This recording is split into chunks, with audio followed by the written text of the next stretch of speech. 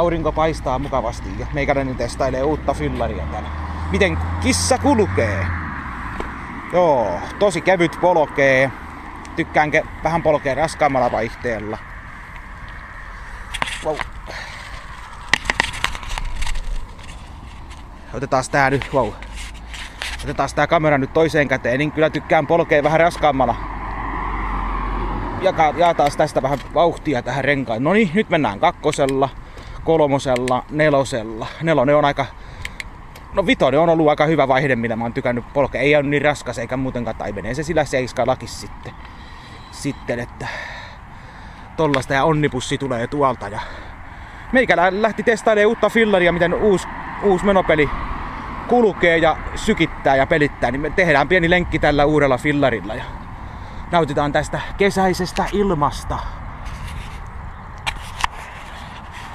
Tästä kesäisestä ilmasta nautitaan täällä, kun aurinko paistaa nyt kirkkaalta taivaalta. Ei pilven häiväystäkään missään.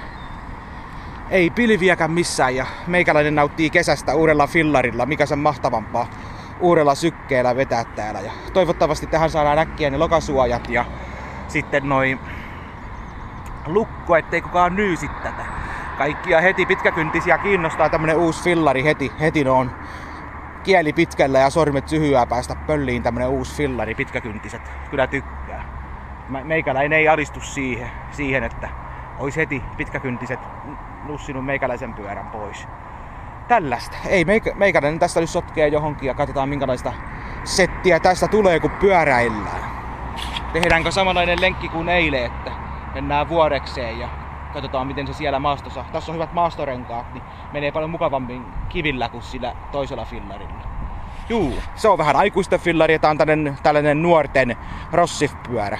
Ei se mitään, meikäläinen sotkee täällä fillarilla ja mahtavaa ilmaa kaikille. Ja katsellaan ja näkyillä, että miten se täältä lähtee meikäläisen pyöräilyyn.